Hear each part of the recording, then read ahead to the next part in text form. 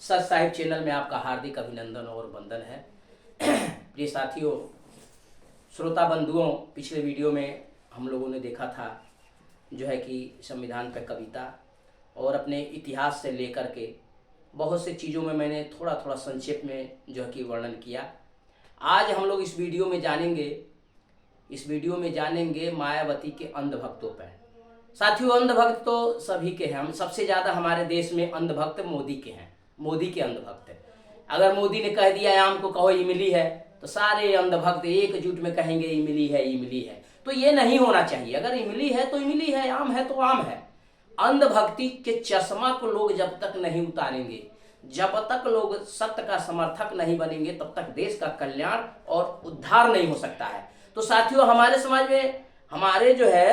में मायावती के भी अंधभक्त हैं। मायावती के अंधभक्त हैं। अभी जैसे आज भी मायावती के जो है कि लोग गुणगान गा रहे हैं। जबकि इस दौर में हमें सोचने वाली बात है, विचार करने वाली बात है कि जहां अब शूद्र शब्द की परिभाषा पूछी जा रही है, शूद्र शब्द की परिभाषा जानने के लिए व्याकुल है हर पिछड़ा वर्ग का, चाहे वो तेली, कुर्मी, कुम्हार, काछी, पटेल, यादव, जो भी जातियां हैं, ये पिछड़ी जातियां, वो सब आज जो है शूद्र शब्द की परिभाषा को जानने के लिए बेताब हैं। लेकिन ऐसे दौर में, मैंने पिछली वीडियो में बताया था कि ऐसे दौर में बहन जी का वक्तव्य आता है कि हमें अब शूद्र शब्द पर वार्ता नहीं करनी चाहिए, संविधान पर वार्ता करना चाहिए।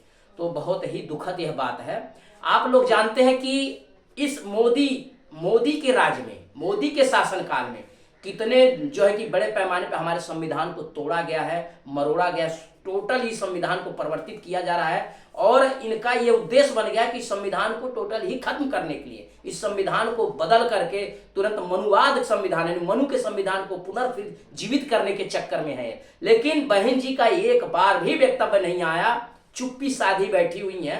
क्यों चुप्पी साधी बैठी है? जानते हैं आप लोग इसके पीछे कारण क्या है? क्योंकि वो भी जान रही है कि अभी मैं बोलूंगी, मोदी जी के खिलाफ में बोलूंगी, मनुवाद के खिलाफ में बोलूंगी, तो मेरे घर ईडी के छापे पड़ेंगे और मेरी दौलत, मेरा खजाना जो है कि मेरे हाथ से जाएगा। वो अपने खजाने, अपने संपत्ति को, काले खजाने, संपत्ति को बचाने के चक्कर में है, संविधान के चक्कर में नहीं है साथियों। तो हमें सोचना है, हमें इस पर विचार करना है। मैं फिर कह रहा हूं कि बहन जी के अंधे भक्तों से कि समझिए, सोचिए, विचार करिए। बाबा साहब, वास्तविक में हम लोग जो है कि अपने बाबा साहब अम्बेडकर जी को मानने वाले हैं, अम्बेडकर जी के विचारधाराओं को मान्यवर कांसीराम साहब को मान्य। इन्होंने तो बाबा साहब के और मान्यवर कांसीराम साहब के विचारधाराओं को ही बदल दिया।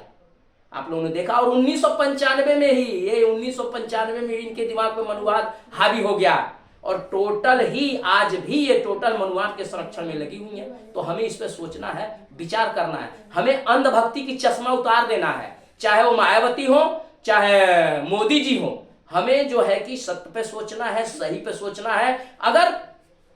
अगर अखिलेश, माननीय अखिलेश अगर संविधान की बात करते हैं, संविधान के रक्षा के लिए खड़े होते हैं, संविधान के लिए आगे आते हैं, संविधान के उसूलों पर चलते हैं, तो हमें मायावती अखिलेश से मतलब नहीं है। जो संविधान की बात करेगा, जो बाबा साहब के सिद्धांत की बात करेगा, जो अम्बेडकरवाद की बात करेगा, दलित और चमार उसके साथ होगा। न कि जो बाबा साहब के उसूलों को नहीं मानेगा, जो संविधान के उसूलों के खिलाफ चलेगा, चमार उसके साथ कतई नहीं जाएगा। ये मेरा यही संदेश है, मेरा उपदेश है अपने भाइयों, अपने बंधुओं, हमारे चमरोटियों के लिए। भाई अब्बो से सुधर जा सबे, संभल जा। हाई अंधरूपी चश्मा उतार द सबे, उतार के एक बढ़िया सोचा सबे, विचार कर सबे। नहीं तो पिछले जैसन हमन के जिंदगी रहल, फिर वह जिंदगी जिए पे हमन के मजबूर होखल जाई। अगर पिछले लोग जाग रहे हैं, एकजुट हो रहे हैं, तो हमें उनका समर्थन करना चाहिए और उनके साथ चढ़ बढ़ कर भाग लेना चाहिए और उनकी विचारधाराओं से जुड़ना चाहिए। और जुड़ करके अभी बहुत से लोग मायावती के अंधभक्त कहते हैं कि बात यहाँ जय भीम की करो, चाहे नमो बुद्धाय के करो।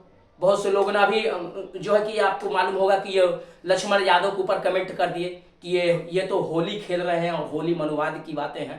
तो यहाँ बात देखिए, ये सब कमेंटेंट ये ठीक नहीं है। अरे होली उनके बच्चों ने भाई जिक्र किया, तो क्या बच्चों को मारेंगे? मार के समझाएंगे कि अपनी जिद छोड़ दो। भाई धीरे धीरे कोई चीजें परिवर्तित होती बदलती है, तो अपने बच्चों के साथ अगर उन्हें होली खेल लिया तो इसमें कौन गुनाह किया। इसका मतलब आप भी उस पर विश्वास करते हैं कि जो होलिका जो जली थी, जैसे कि प्रहलाद को लेके गोद में, और होलिका जल गई प्रहलाद बच गई, इसका मतलब आप मानते हैं इस चीज को, इस अंधविश्वास को आप मानते हैं, समझते हैं। अगर इसको आप मानते हैं तो फिर अन्य जो अंधविश्वास लोग फैलाए तो उसको भी मानिए, उसको स्वीकार करिए। ये कौन सी बात है। गुड़ खाओ गुलगुला से परहेज करो। अरे गुड़ और गुलगुला में कोई अंतर नहीं होता, एक ही चीज है, हमको उसको मानना ही नहीं है। हाँ, मैंने अपने पिछले वीडियो में बताया हूं कि होली का उद्देश्य क्या है, होली को क्यों बनाया गया। होली का मतलब एक ही था, एक अवसर की उनको तलाश थी, एक अवसर की खोज थी, जिस अवसर के कारण ये दलितों के घर में घुसते थे, शूद्र वर्ण के घर में घुसते थे रंग और गुलाल लेकर के, इसके बहाने, और उनके बहू बेटियों को ताड़ते थे। उनका मुख्य उद्देश्य यही था, एक अवसर। और इसीलिए मैंने बताया, अगर इसको पूरा जानना है तो आप मेरे पीछे वीडियो को देखिए, उसमें 4 भारतीय वर्ण में 4 ऐतिहासिक त्योहार मैंने बताया, उसको जानिए। तो ये चीजें हैं, हमको अंध रूपी चश्मा उतार देना है और विवेक रूपी चश्मा से देखना है, सोचना है वास्तव में कौन हमारे समाज के लिए चल रहा है, कौन हमारे संविधान के लिए बोल रहा है, कौन वास्तव में बाबा साहब का जो है कि अनुयायी है, और बाबा साहब के जो है कि कहने के हाथी के दांत 2, दिखाने कुछ और खाने के कुछ और। तो हमको इससे मतलब नहीं है, वास्तविकता को हमको जानना है, हमको उसके साथ होना है। अभी मोदी मीडिया देश की बिकाऊ मीडिया, मोदी मीडिया, आपको मालूम है अभी इस समय क्या चल रहे हैं, क्या प्रचार कर रहे हैं। अभी आए दिन से मैंने 2-4 दिनों से देख रहा हूं कि हाँ सुख बहन जी का प्रचार कर रहे हैं। अरे बहन जी 2024 की प्रधानमंत्री हैं, भावी प्रधानमंत्री हैं, जो एक सीट नहीं निकालेगा वो 2024 का प्रधानमंत्री बनेगा। साथियों यही तो दिमाग है चाणक्य की। अब वो लोग देख रहे हैं कि दलित समाज धीरे धीरे बहुजन से टूट करके, मायावती से टूट करके अखिलेश की ओर जा रहा है, अखिलेश की विचारधाराओं से जुड़ रहा है, तो अब सीधे इसको डाइवर्ट कर रहे हैं। अब बहन जी का मोदी मीडिया हाय सुख, जितने सरकारी मीडिया है, जितनी मोदी मीडिया हाय सुख बहन जी के अलाप कर रहे हैं, बहन जी को जो है कि बढ़ा चढ़ा के बता रहे हैं कि बहन जी 2024 में प्रधानमंत्री होंगी। ये संभव है? आप लोग सोच सकते हैं ये मोदी के लोग बहन जी को प्रधानमंत्री बनाएंगे? हाँ, बहन जी को प्रधानमंत्री बनाएंगे? अरे गुमराह कर रहे हैं ये लोग, ताकि इससे कम से कम जो दलित वोट है वही रुक जाए और इनकी रोटी जो है कि सिक जाए। बस ये चक्कर में है ये लोग। और आज भी साथियों मैं फिर बताता हूं, 1993 का वह नारा, मिले मुलायम कांसी राम, हवा में उड़ गए जय श्री राम।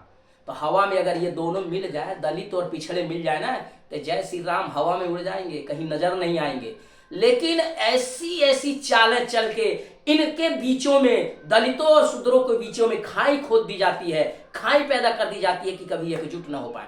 हमें इस पर विचार करना है। आज एक दौर आ गया है, एक ऐसा दौर इस समय चल रहा है कि सारा जो है कि सवर्ण जो पिछड़ा समाज है वो एकजुट हो रहा है और संविधान की बात कर रहा है, बाबा साहब की बात कर रहा है, अंबेडकर साहब की बात कर रहा है, जो है कि ज्योतिबा फूले की बात कर रहा है, पेरियर साहब की बात कर रहा है। तो हमें अब उनका समर्थन देना। कुछ लोगों ने तो कमेंट किया, जैसे मैं बोलता हूं सत साहिब। अब सत साहिब का मतलब, साहिब का अर्थ पहले जानो आप लोग।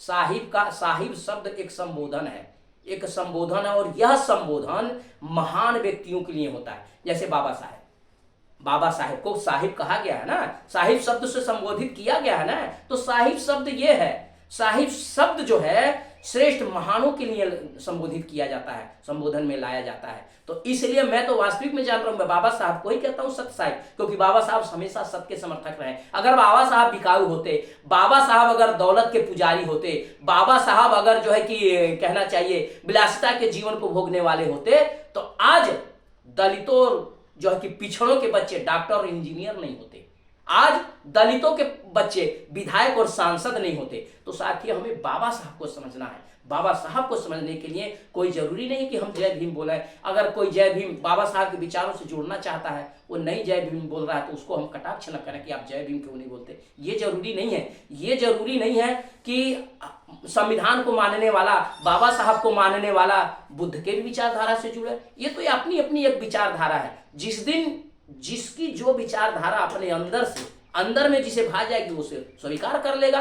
तो हमें ये जरूरी नहीं है। तो हमारे अपने लोग जो बहुजन के लोग इस तरीके से जो कटाक्ष करते हैं, कृपा कर ऐसे कटाक्ष न करें। मेरा कहने का मतलब यही है, अंधभक्ति चश्मा को उतार दो और विवेक रूपी चश्मा से बाबू हो सोचो, समझो और सही का समर्थक करो, सही का समर्थन करो, सच्चे अंबेडकरवाद के विचारधाराओं के समर्थन करो, जो वास्तव में संविधान के बचाने के लिए, संविधान के लिए आगे आ रहा है उसका। तो इसी के साथ मैं अपने वक्तव्य को समाप्त करता हूं। सत्य साहिब निरंकार, सनातन ओमकार की जय।